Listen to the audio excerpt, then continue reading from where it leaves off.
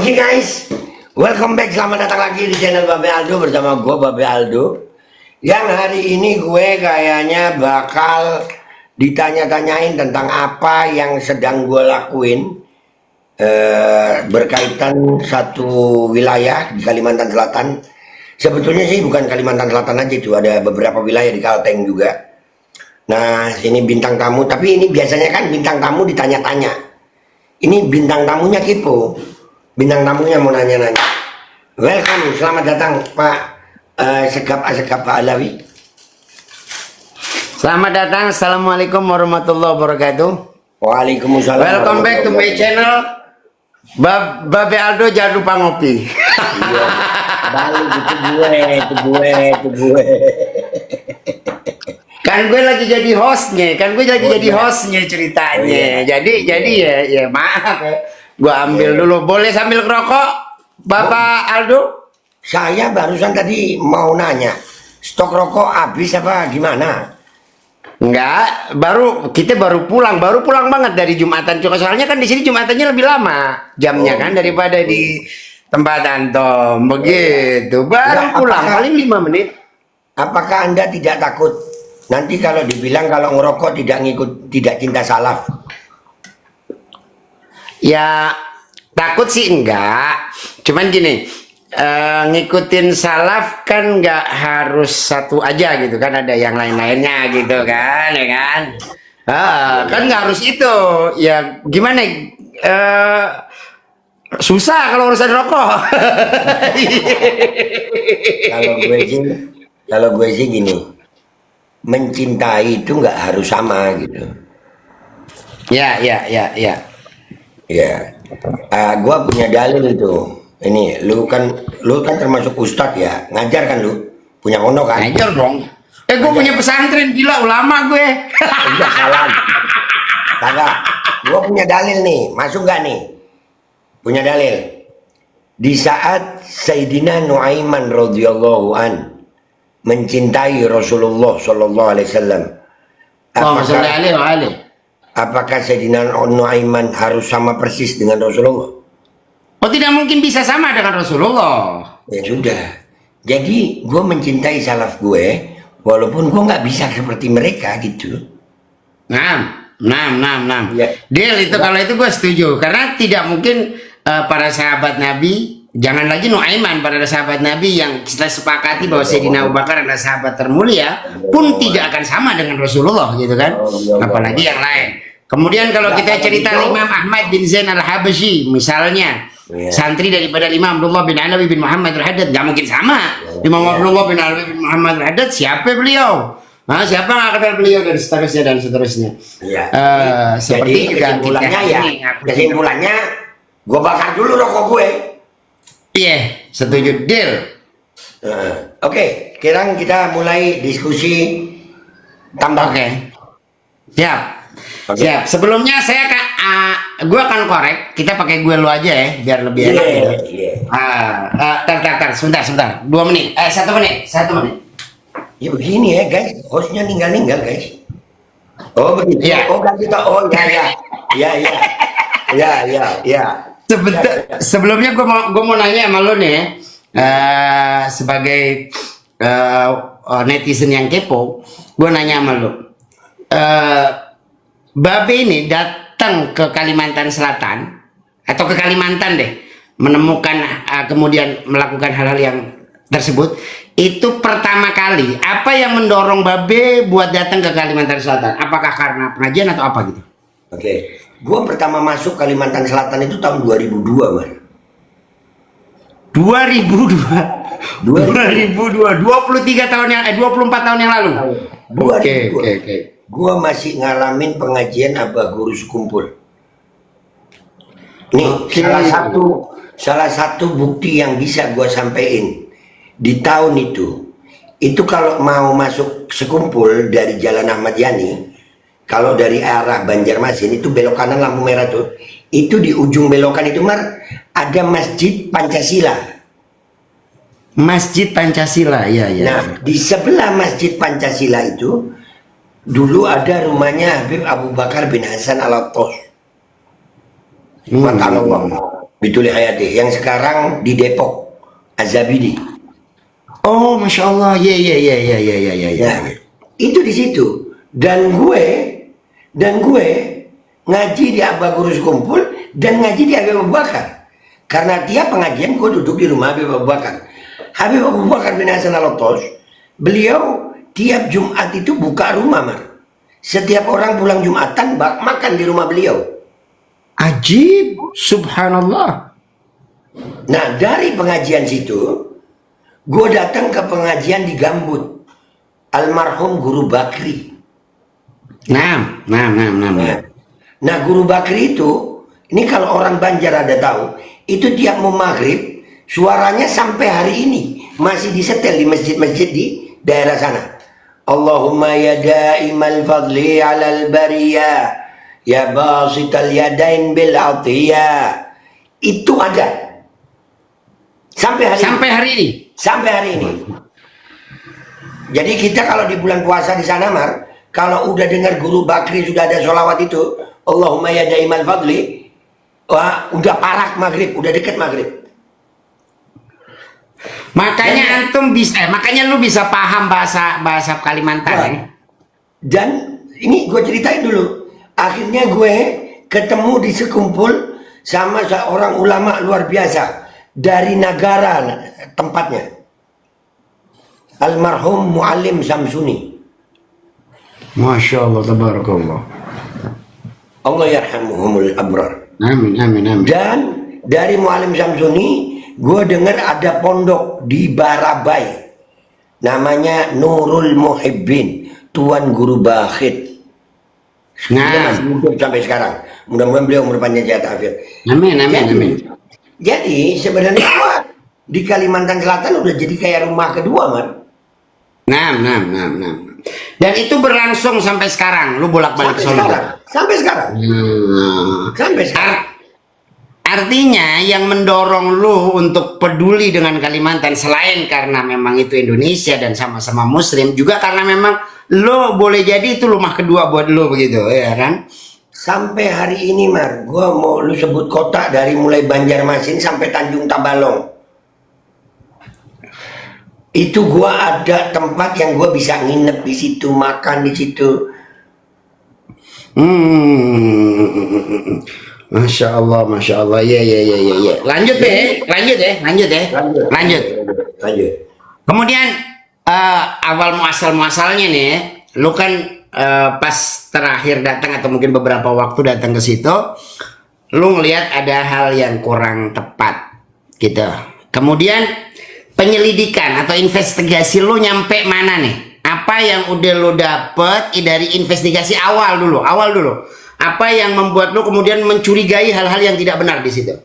Oke, jadi gue kemarin datang itu tanggal 26 Desember. Pertama kali datang. Karena mau hadir, sekarang nggak boleh disebut hall. Momen 5 Rajab. Oke. Ya, kita hormati putra mahkota dari Abah Guru Sekumpul minta disebut, jangan disebut hall, nanti di apa? Bisa di framing yang macam-macam, akhirnya disebut momen 5 Rajab.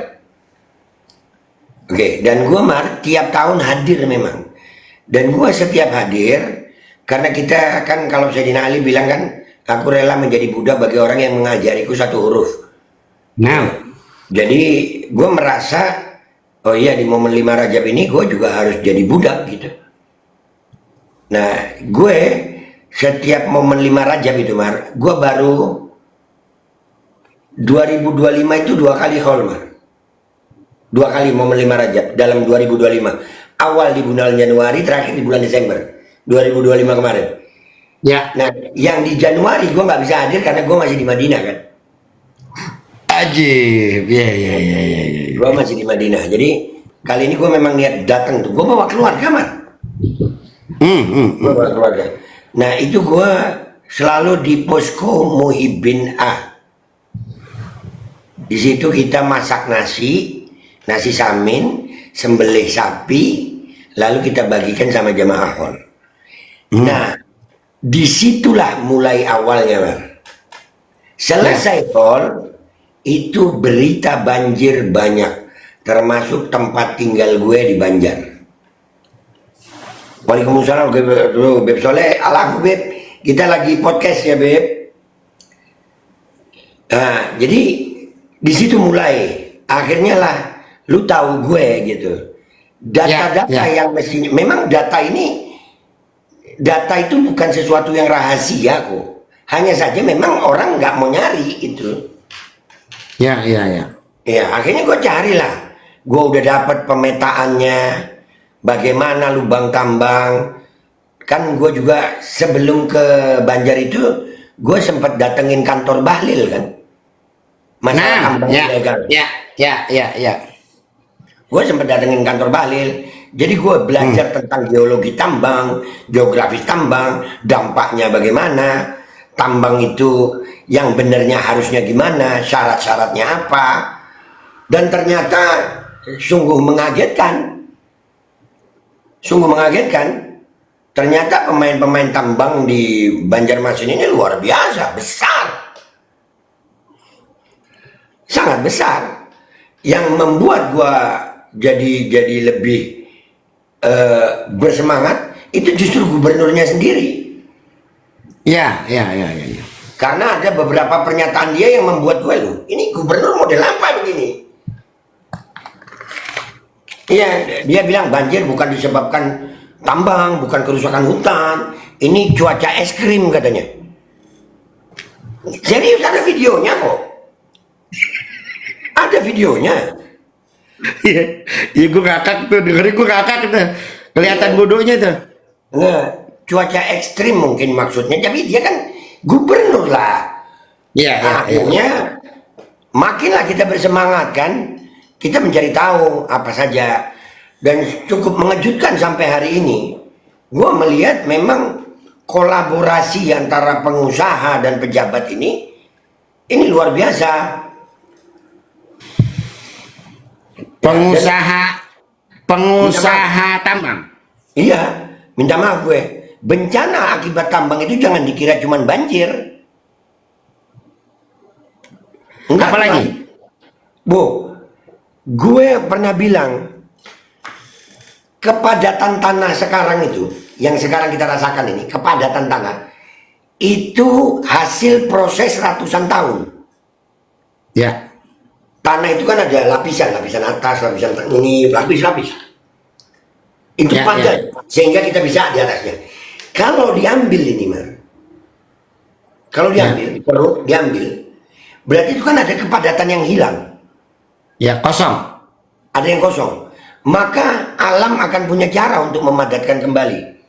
Gue nyari wadah ya, mana? Nggak ada wadah gue. Ada pasir di wadah. Lu ngisi pasir nih. Lu supaya padat lu apain? Penuhi. Goyang. Iya, goyang.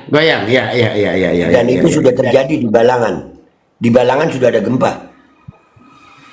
Oh. Sudah ada gempa. Oke. Belum lagi tanah longsor. Dan yang paling parah nantinya, yang kesiannya itu adalah orang-orang yang mencari makan di sungai. Karena di musim kemarau, limbah batubara, limbah sawit itu bisa membuat ekosistem sungai rusak. Akan banyak binatang-binatang laut, fauna sungai itu mati. Disebabkan oleh limbah tersebut. Oh iya dong. Karena nggak berarti limbahnya ini tidak dikelola dengan baik dong. Kenapa limbah bisa ke sungai itu, bagaimana ceritanya? Ya karena memang daerah aliran sungai sudah rusak akibat pengerukan itu. Nih, pohon Allah ciptakan di hutan itu, subhanallah memang kan tinggi tuh. Nah, pohon ya. itu tinggi ya. Itu ada daun-daunnya ya. Air yang jatuh dari langit itu punya kecepatan, tuan. Ya. Kalau nggak ada pohon itu jatuhnya langsung ke tanah, das. Tapi kalau ada pohon-pohon itu, ada daun-daun, itu jatuhnya ke tanah dengan lembut. Ya. Kan ketahan pohon, kenaan daun sini, jatuh ke tanahnya lembut. Sehingga tidak ada kerusakan di bawah itu, diserap lagi oleh akar. Nah, kalau itu rusak, maka kadar asam batu bara, kadar asam limbah sawit itu mengalir bebas ke sungai.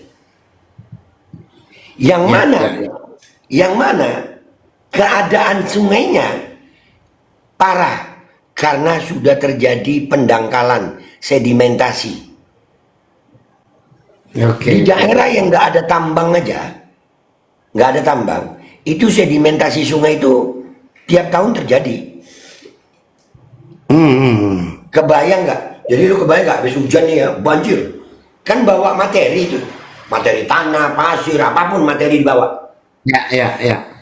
Surut, materinya tertinggal di sungai itu, jadi dangkal. Betul. Oke. Ini pelajaran ya buat teman-teman, pelajaran penting. Ya. Dan di sini gua mau membuktikan kepada semua, di saat gua ngomong sesuatu, gua paham. Ya, betul. Gua nggak bercanda, gua paham. Bahayanya luar biasa. Waktu itu gua sudah sempat bilang, Mar, daerah yang ada tambang nih, yang ada daerah aliran sungainya, kalau musim hujan banjir, kalau musim kemarau dangkal, kering, dan banyak fauna sungai yang mati. Dan sekarang terjadi.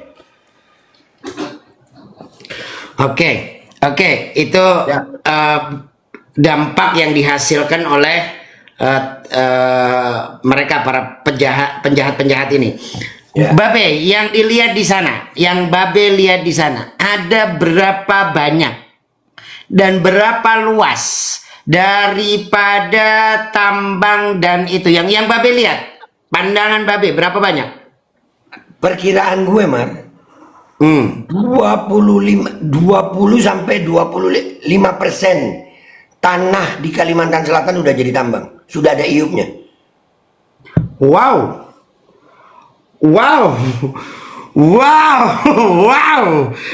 Kalau dari yang tertulis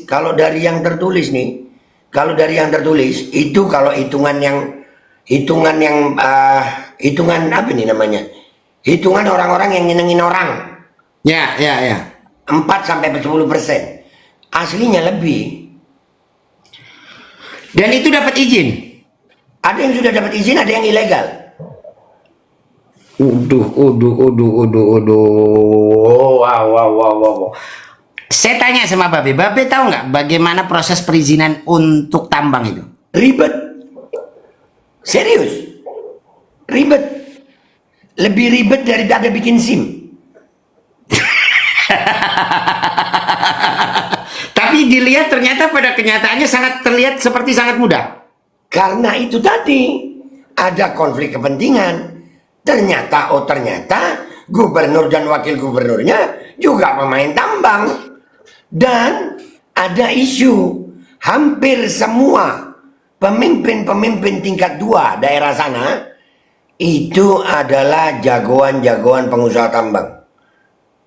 Waktu kampanye, donaturnya pengusaha tambang. Anggota dewannya, donaturnya pengusaha tambang. Agar bisa diatur. Oke. Tujuannya. Oke. Biar jelas, biar netizen lebih jelas. Kenapa begitu? Dan saya tanya lagi, Be. Kita langsung merujuk ke orangnya ya, ke si dia tuh, gue tanya lagi nih. Hasnur tadi, dia punya berapa persen daripada tambang yang ada di Kalsel? Prosentasenya? Hasnur itu usahanya banyak, Mas. Dia nggak cuma tambang, tapi semua yang berkaitan juga ada dia. Ada angkutannya, ada macam-macam dia punya usaha itu. Punya dia semua. Oke. Dan dari data yang dilihat secara kasat mata ataupun data yang Babe teliti, dari sekian banyak tambang yang dipunyai oleh Hasnur ini, yang dilihat dia melanggar SOP berapa banyak? Gua kalau dilihat melanggar SOP sampai saat ini dokumen nggak ada. Akan tetapi gue berani bertaruh, ayo diselidiki. Gue kan nggak punya kapasitas untuk menyelidiki. Yang punya Oke. kapasitasnya itu aparat. Oke. Oke. Oke, oke. Kementerian SDM sekarang yang lagi kerja Satgas PKH itu. Nah, cuman kan kita tahu sama tahu sayang. Satgas apapun bentuknya, kalau ada lobby-lobby ya bisa lolos. Cuman sekarang kita ngelihat fakta aja. Di saat seorang gubernur dan wakil gubernur punya usaha tambang, apakah yang seperti itu bisa kita katakan fair di dalam negara demokrasi? Oke. Oke. Artinya memang seorang gubernur ini, apakah ada larangan untuk dia bertambang? Etikanya, man. Oke. Oke, Ya, berarti kita bicara etika. Oke, iyalah. oke. Loh, yang gua bahas contoh ya, andai kata gua sekarang ini nih menemukan nih ada kecurigaan. Apakah dengan pelaporan gue sebagai rakyat ke Kementerian SDM ditindaklanjuti? Enggak juga. Dan Anda, lu udah ngelaporin? Sudah, kan kemarin Kementerian SDM gue udah laporin masalah tambang di Kalbar. Sampai hari ini. Sampai hari ini. Nggak ada. Ya. Kemudian tanggapan masyarakat yang terdampak terkait dampak lingkungan ataupun dampak ekonomi yang terkena kepada masyarakat nih. Masyarakat sendiri, kita nggak bicara yang kontra ya, kita bicara yang pro saja atau yang menjadi korban saja. Yang kontra oke lah, itu buat hiburan kita.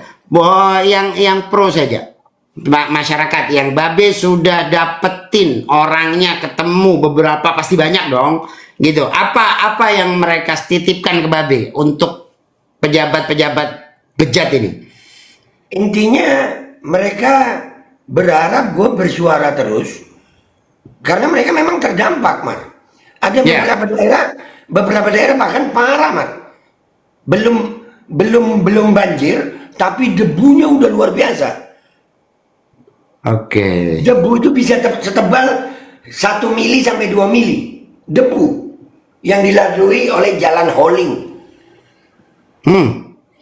Hauling itu apa? Hauling itu jalan yang dilalui oleh angkutan batubara. Oke. Itu kan dengan truk-truk itu, Mar, dengan truk-truk itu. Ya. Nah, itu mestinya pakai jalan hauling. Ini enggak, pakai jalan kampung. Oh. Nanti Jadi rakyat- dia tidak punya jalur sendiri, dia pakai jalur masyarakat. Semestinya mereka pakai jalur sendiri. Dan kalau mereka pakai jalur masyarakat, semestinya ada uang kompensasi. Hanya saja harus. diduga uang kompensasinya itu pun bermasalah. Kenapa? Ya itu tadi. Nanti ada LSM ini yang melindungi, ada LSM ini yang melindungi jalan ini. Ya. Artinya masalahnya akan semakin banyak lagi. Muncul masalah-masalah baru lagi Banyak. dengan LSM-nya dan Banyak. segala macamnya. Ya. Dan tidak sedikit masyarakat sana mengadu sama gue. Kalau ada rakyat yang berani bersuara, itu diintimidasi. Bahkan baru kejadian katanya, sampai ada yang dibunuh. Dan Babe sendiri udah dapat intimidasi belum? Mar, lu kenal gue berapa lama? Lama. Gue nanya lu dapat intimidasi belum? Itu buat gue hiburan, bukan intimidasi. Oke. Artinya udah dapat nih netizen ya, dengerin, artinya sudah ada intimidasi yang dialamatkan kepada Bapak Aldo. Oke, jadi antum mesti para netizen mesti paham daripada yang tersurat dan tersirat. Lanjut. Kemudian Babe, apa yang sudah Babe lakukan? Secara di luar daripada media sosial yang sudah Babe lakukan secara nyata? Apakah mengajak teman-teman untuk ngumpul bikin satu perkumpulan untuk mengatasnamakan teman-teman yang terdampak, atau seperti apa? Oke, kan kalau perintah Nabi Muhammad SAW itu, ya kan kita disuruh ngerubah dengan lisan kita.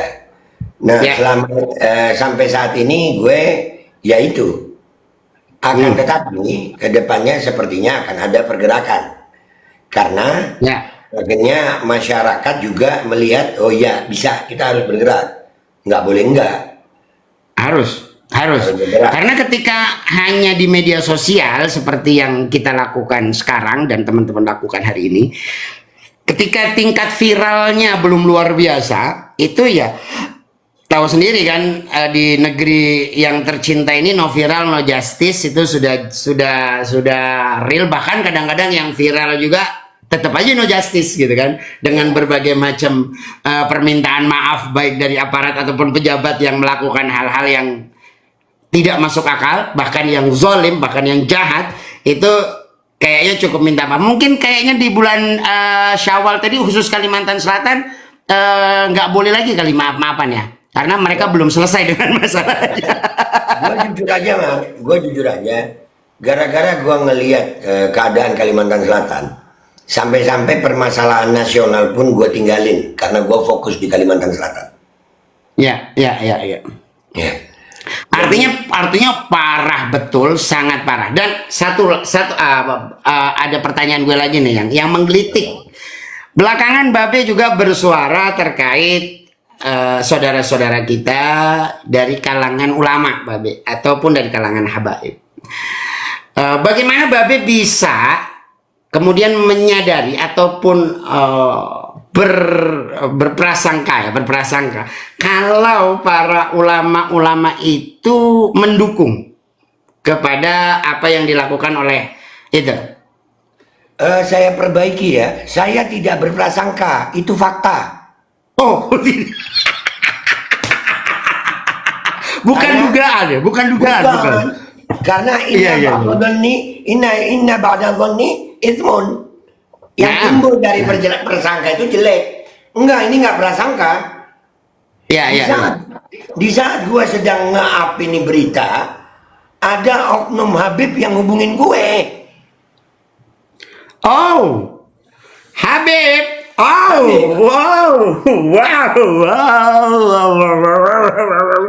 Boleh disepil namanya, Be? Nanti ada waktunya itu.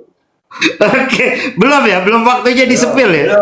Belum. Dia datang sebagai apa? Sebagai utusan dari pejabat. Sebentar. Sebagai utusan dari pejabat, sebagai utusan dari Habib, sebagai utusan dari ulama, atau sebagai personal? Dia datang sebagai sohib gue katanya. Oke. Iya, dia datang bilang, dia ceritakan Pak Hasnur begini. Gue bilang, gue lihat faktanya. Ya. Oke lah, nanti kita ngobrol. Baik. Terus bertemu? Ketemu. Iya. Ya. Dan itu gue sampein yang mestinya dilakukan begini. Gue bukan orang yang anti tambang sebetulnya. Hanya saja kita harus mengakui tambang itu menggerakkan roda ekonomi, Mas. Kita harus akui itu. Betul. Akan tetapi jangan menghilangkan efek negatif. Gara-gara lu tajir, terus lu mau biarin yang lain jadi korban. Kan nggak begitu Islam ngajarinya. Ya. Pengelolaannya harus lebih benar. Iya, Mar. Kalau hitungan kasar gue dari satu Hasnur aja, itu perkiraan pendapatan bisa di asal 1 T per tahun. Satu orang. Dari satu perusahaan Hasnur Group. Ya. 1 triliun per tahun. Plus minus lah. Wow. Berarti sangat besar ini perusahaan. Pertambangan ini sangat besar. Wow. Pantes kerusakan yang dihasilkan pun luar biasa. Mar, harta Muhyiddin itu naiknya signifikan dari 2021, 2022, 2023 sampai signifikan. Tahu dari mana? LHKPN. Nah, ya. Harta LHKPN Muhyiddin terakhir, ya, yang ada di data KPK itu 900 miliar. Hampir 1 triliun. Iya. Dari awalnya berapa? Laporan awal berapa?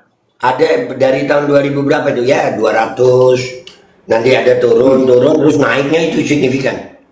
Ya, oke, oke. Oke. Babe,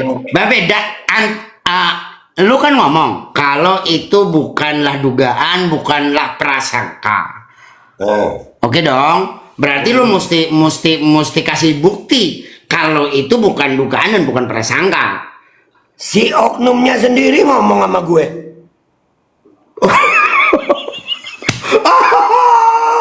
Oh, maksudnya ngomong apa nih, dapat duit gitu, dapat cuan? Iya, iya. Boleh sepil nilainya, Be? Nilai? Variatif.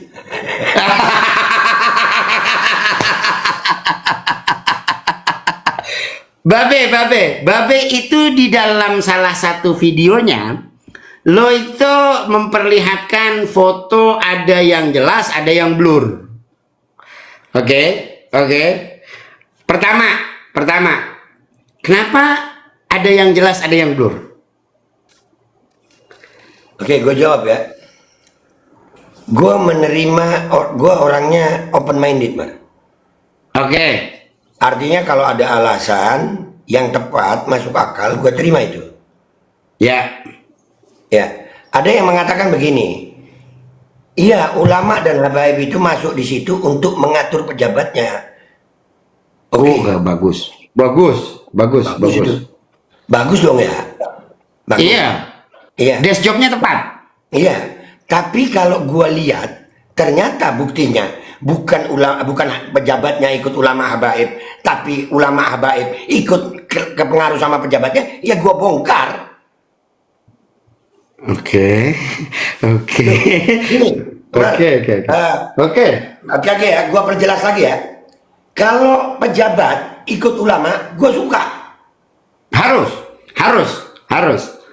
Oke. Dan itu dibuktikan semasa hidup Abah Guru Sekumpul. Betul. Pejabat-pejabatnya dekat, tapi pejabatnya yang datengin Abah Guru. Ya. Bukan ulamanya datengin pejabat, ikut tur keliling, per titik dapat 500 juta. Jangan. Ada itu. Ada. Ada. Per titik 500 juta. Ada. Wow.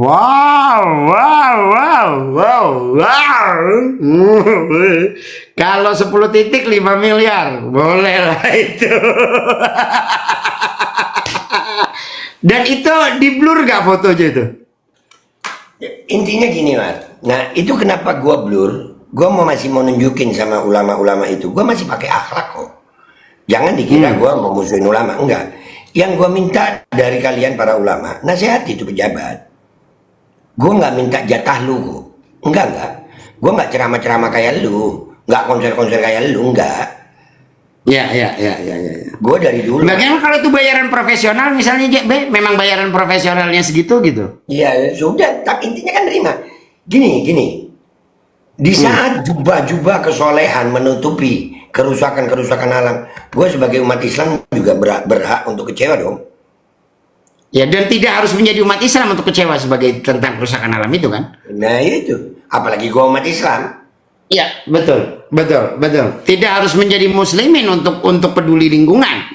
Karena tempat tinggal kita, bumi ini, dihuni oleh muslim dan non-muslim. Anda muslim ataupun non-muslim, seharusnya Anda ikut gerah ketika yang dirusak adalah bumi kita. Karena sebenarnya pengelolaan tambang apabila dikelola dengan baik, efek kerusakan yang ditimbulkan itu akan minimal. Betul nggak, Be? Nih, gue udah ngomong waktu pertemuan itu. Sebetulnya gampang. Hasil tambang setahun, keluarkan benar-benar 20% untuk perbaiki daerah aliran sungai di hulu sampai di hilir. Perbaiki itu daerah aliran sungai yang ada pendangkalan kalian keruk, itu 10-20% hasil tambang bisa. Oh, jadi lo kasih solusi. Gila, kritik kasih solusi. Gila lo, parah. Wah, gila, keren. Biasanya orang kritik kan suka dikritik balik. Lo kritik kagak kasih solusi. Lu hari ini kritik dan kasih solusi. Gua Mar, kenapa nggak gua tampilin semuanya? Gua masih menjaga etika sama oknum yang gua sebut. Gue ini nunggu dipanggil. Ayo dipanggil. Ya. Ayo. Ya. Kira-kira berani nggak manggil? Nah itu. Gua Karena nunggu gini, dipanggil, emang. Ana ingat satu apa namanya? Ini hadis atau qaul ulama. Ana lupa, tapi yang jelas ini penyakit yang nempel kepada orang yang dilabeli ulama, yaitu dikatakan daul ulama al hasad. Sampai dikatakan sayati zaman yahsudul fuqaha ba'duhum ba'd. Akan datang suatu masa di mana kerjaannya ulama itu iri-irian sama yang lain. bahkan dikatakan penyakitnya ulama itu iri dan dengki. Itu sampai ke level itu, Ana lupa ini apakah hadis atau qaul ulama, tapi yang jelas itu maktub di Ihya Ulumuddin. Di kitab Ihya Ulumuddin itu tertulis jelas gitu. Silakan boleh dicek sendiri di bab ulama ya. Nah, ngeri gue ngomongnya. Ngomongin aja. Dan itu Jadi gua ngerasa, Mas. apakah mungkin, maaf ya, karena mungkin Babe ini dianggap sebagai, karena Babe ini saya kasih tahu pada teman-teman ya, Babe ini adalah orang yang mendapat gelar profesor dari orang yang paling gue cinta di muka bumi ini, gitu. Jadi gue kasih tahu deh pada teman-teman semuanya, Babe itu orang yang dapat gelar profesor dari orang yang paling gue cinta di muka bumi ini. Nah, dan lo nggak perlu tahu gitu aja. Dan yang penting ini, apakah mungkin ada ketakutan seperti itu, Babe? Artinya ketakutan kalau, maaf nih, jatah mereka itu berkurang atau bahkan diambil gitu, sehingga mereka tidak konsen sama Babe. Oke. Itu yang gua bingung, Mar. Itu juga membuat gua bingung. Mereka ini orang-orang yang baca kitab, tahu. Iya. Iya, kan Allahu yabsutu rizqa liman yasha wa yaqdir. Itu mereka lebih tahu dari gue. Iya. Iya, mereka lebih tahu itu. Cuman memang tadi itu yang kalimatnya di Ulumuddin Imam Ghazali radhiyallahu anhu, ya itu tadi hasad itu mungkin ya, betul, bisa jadi seperti itu. Tapi kalau itu hadis berarti kan pasti benar, betul lah. Kalau itu hadis kan pasti benar. Kalau itu qaulul ulama, ya kemungkinan besar benar. Ihtimal benarnya sangat besar gitu kan. Di bawah Beb yang dicari orang Kuningan, soalnya mandak foto Sidin Wan Hasnur. Dia ada nomor gue, dia yang buat gue datang. Deal. Foto Sidin Wan Hasnur itu maksudnya apa, Be? Artinya apa itu? Foto dia dengan Hasnur. Satu-satunya orang Kuningan, karena ada yang ngetik begitu ya, gue sebut. Satu-satunya orang Kuningan yang gue taruh fotonya sama Hasnur, dia cuma Rifki Alin terus.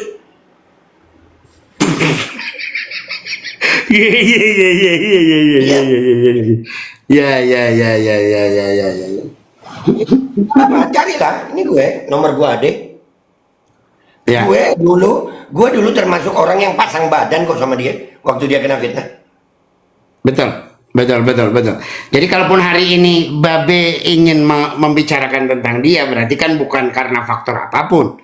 Tidak ada faktor apapun, ya karena diduga kuat, bukan ya, tadi nggak boleh pakai dugaan ya, karena diyakini dibuktikan bahwa itu gini, suruh semua yang berkeberatan untuk memanggil gue.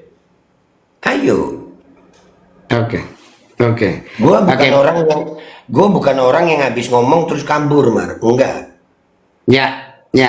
Dan gue pikir penjelasan lo udah sangat komprehensif, lengkap ya, dengan masih banyak pasti yang belum saatnya untuk dibuka, belum waktunya, bukan tidak mau dibuka ya, tapi belum waktunya untuk dibuka karena ya seperti yang selalu Babe katakan, Al-adab fawqal ilm, kita mendahulukan adab kita daripada pemahaman yang kita pahami hari ini terkait kasus tambang ya. Pemahaman tambang, bukan pemahaman ilmu. Ini kita ngomongin pemahaman tambang. Jangan lupa, jangan berbaper. Tambang itu ilmu kok. Iya, makanya gitu kan. Maka kita mengatakan al-adab fawqal ilm kan gitu. Kita dahulukan adab kita sebelum kita dahulukan pengetahuan kita. Kemudian B, pesan-pesan lo buat para pejabat, kemudian para ulama yang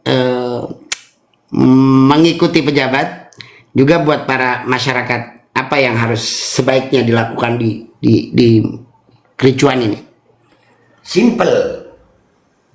Gue punya kaidah. Kebenaran tidak takut argumentasi. Oke. Kebenaran itu tidak pernah takut argumentasi. Ayo, adu data, adu argumen. Masih ingat gak waktu COVID? Gue adu data. Betul. Gak takut gue. Ya. Bahkan di saat mereka nggak mau, gue datengin kantornya. Ayo. Iya kan? Ya, ya. Dan apa? Tapi sekarang di mana? Di Kalimantan Selatan atau di Madura? Bentar, biar gue selesai. Kebenaran tidak takut argumentasi. Ayo adu data. Dan kalau gue salah, gue bersedia dihukum seberat-beratnya. Dan kalau kalian salah, yang gue minta cuma satu. Akui salah, minta maaf sama rakyat, dan perbaiki kesalahan. Selesai. Ya. Sudah ada iktikat baik seperti itu belum? Loh, gue sudah ada. Gue Dia. Gue nggak ngeliat itu. Oh, oke. Berarti belum ada. Belum ada ya? Belum ngeliat itu. Oke. Artinya mereka belum mencoba untuk merubah apapun itu. Terus untuk para ulamanya, Be? Nggak apa-apa deh, masih ulama. Sama, gue kalau pejabatnya udahlah. Pejabatnya jelas nggak mau ketemu gue. Gue ngomong begini buat para ulamanya. Gue jelas kok gue. Lo kenapa pejabatnya mesti nggak mau ketemu sama lu? Ada apa dia? Ya gue pengalaman. Luhut aja gue datengin kantornya, dia juga nggak mau turun. Padahal dia di podcastnya Deddy Corbuzier, dia bilang, ayo audit alat PCR. Kalau aku nggak salah, aku tumbuk kau. Yang ngomong Luhut. Gue datengin kantornya. Ayo Luhut keluar, audit PCR. Audit alat PCR. Kalau gue salah, kau tumbuk aku. Tapi kalau kau yang salah, bertumbuk kita. Ada itu. Ya. Gue ingat. Ya. Gue ingat. Pejabat sudah lah. Gue kalau sama pejabat sudah lah. Ya. Berarti lingkaran pejabatnya inilah yang harus mengingatkan ya secara terus menerus gitu kan. Ataupun jangan didekati kan seharusnya kan. Kalau sudah nggak mau diingatkan kan seharusnya jangan didekati kan. Ya. Dijauhi kan. Intinya kalau memang mau maslahat, ayo maslahat. Jangan lu kira. Jangan menyebarkan berita lewat panggung-panggung ceramah bahwasanya orang yang kayak gue nggak mau maslahat. Gimana gue nggak mau maslahat ngelihat korban banjir seperti itu? Bahkan bencana alam kedepannya sekarang lagi terjadi. Apa? Sedimentasi sungai, rusaknya aliran sungai, rusaknya ekosistem sungai, banyaknya fauna sungai yang mati. Ayo, jangan mengartikan gue seperti ini nggak cinta sama mereka. Betul. Justru karena cinta kita ngelihat ular kita kasih tahu dong. Nah, walaupun kadang-kadang ngasih tahunya ngebentak gitu kan, tapi itu karena cinta gitu kan. Iya, masa ada ular depan kita ngomong awas ular kan nggak mungkin, awas ular kan gitu. Kurang lebih begitu deh, ya kan. Jadi gue gue begini karena memang ayo, bukan tanpa solusi gue. Ya, solusinya udah dijelaskan tadi. Sudah dijelaskan dengan sangat gamblang. Dan itu biasanya suka diomongin ya sama orang-orang, kalau lu mau kritik lu mesti kasih solusi, dan ini kita kritik dan kita kasih solusinya. Babe kritik dan kasih solusinya untuk para ulamanya, kemudian untuk masyarakatnya, Be. Masyarakat apa selain sabar apa dong? Kalau sabar udah positif lah ya. Ya, gua nggak bisa ya. Karakteristik manusia itu macam-macam. Ada yang mengartikan ya udahlah terima aja, ya silakan.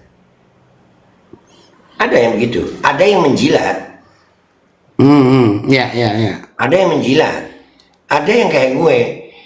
Sebagaimana imam besar kita, kalimatnya itu tertanam di hati gue.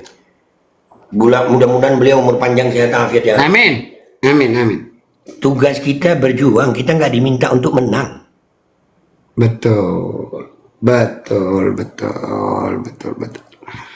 Ya, kita disuruh hanya untuk berjuang, bukan untuk menang. Enggak.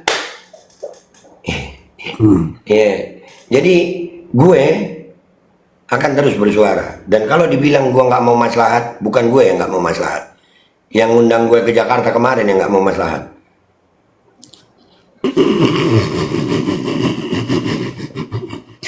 Ya, ya, ya, ya, ya. Yang ngakunya sahib lo itu ya. Nih, loh, gue buat datang loh. Gue tinggal buang waktu apa semuanya. Iya, walaupun iya gue akuin tiket dibeliin, iya. Tapi tujuan gue bukan mau jalan-jalan ke Jakarta.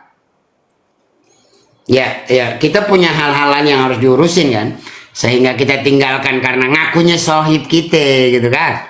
Oke. Kita mau masalah. Itu nggak boleh di-skill namanya ya. Jangan dulu. Oke.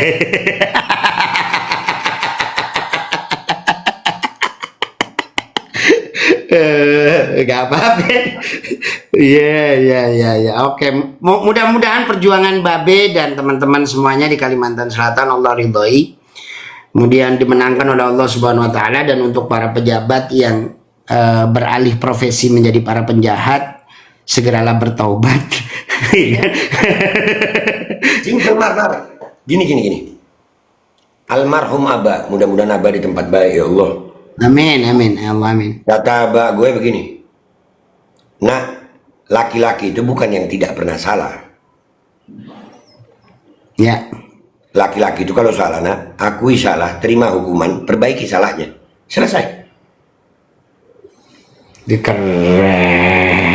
keren, keren, keren, keren, keren. Dan ini, gue ngomong nih, buah ini nih. Ini bomnya Amar, insya Allah, dari podcast kita kali ini. Amin.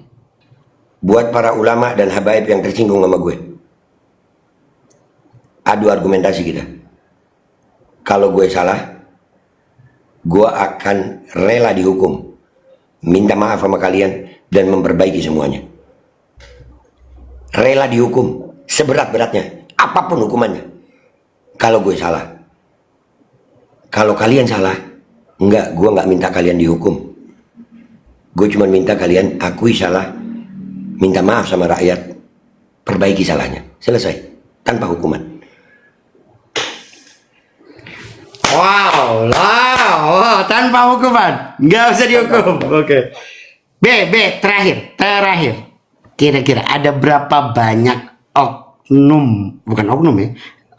Ya oknum lah, oknum ulama dan habaib yang dapat, ada berapa banyak? Wah, kalau dihitung keseluruhan, jadi ada berbagai level, Mar.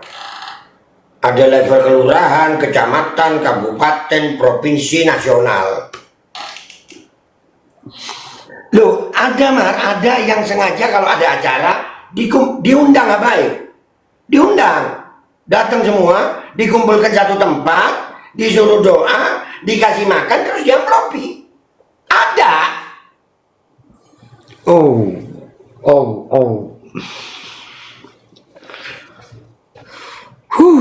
Wah itu buat ulu sampit. Yang ku sambat lain ulama Banjar Bunglai.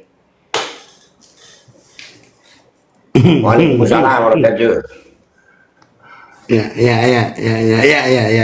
Ya. Ini udah jadi penyakit yang kronis sih, kronis banget ini. Speechless gue, nggak bisa ngomong lagi gitu. Kehabisan kata-kata kalau sudah sedemikian kronisnya nih penyakit. Tapi bukan berarti kita mau diem dengan penyakit apapun itu, kita nggak diem gue Mar. Gue nih, ya. resiko gue ini mati. Ya. Dan itu harapan tertinggi kan, mati dalam perjuangan. Asik. Jadi cita-cita tertinggi itu, mati dalam perjuangan. Kalian kalau mau nakutin gue sama akun-akun fake yang nyerang akun gue, nggak ngefek itu. Iya, taruh peluru di kepalaku untuk membuatku bungkam. Demi Allah, gue nggak akan diem. Ya. Yang gue minta maslahat, ayo duduk sama-sama diperbaiki ini. Ya. Oke, Babe, terima kasih. Ya. Mudah-mudahan perjuangan dimenangkan. Amin. Doain kita juga, Babe, biar Allah berikan kemenangan di semua perjuangan kita, karena kita juga lagi ada yang sedang kita perjuangkan di Lampung. Terkait juga ada bencana alam yang kemarin gubernur gue juga ngomongin ngaco gitu kan. Sama juga. Ya, dan belum minta maaf. Ya, begitu deh. Sama juga, sama kita juga lagi. Insya Allah ya Rob. Mudah-mudahan ya masyarakat Kalimantan Selatan mendapatkan jalan keluar terbaik. Amin. Amin. Tambangnya tetap berjalan, sawitnya tetap berjalan, kerusakannya diperbaiki. Dan ini ada satu isu lagi, Mar. Satu isu. Pekerjaan di tambang itu. Kalimantan Selatan ini juga, Mar, salah satu markas narkoba banyak di sana. Pengguna narkoba banyak di sana. Oh, iya. Jalurnya lebih mudah masuk dari Malaysia ya. Banyak. Nah, ini juga menjadi PR juga buat masyarakat. Ya. Karena duitnya banyak, jadi mereka akhirnya berpesta narkoba.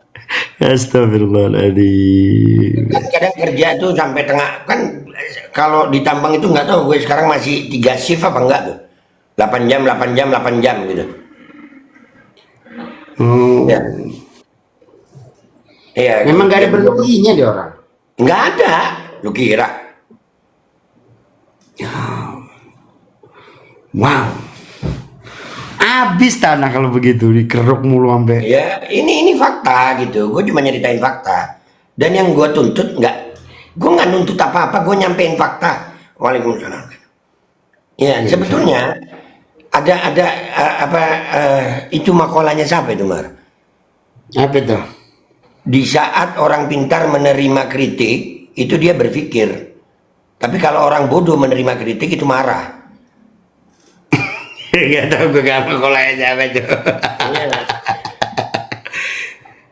Aslinya lebih parah dari yang Babe sampaikan. Wow. Oke, terima kasih Babe. Jam 2 kita ada cara yang lain. Ini nanti naik ke YouTube ya. Ini nanti naik ke YouTube.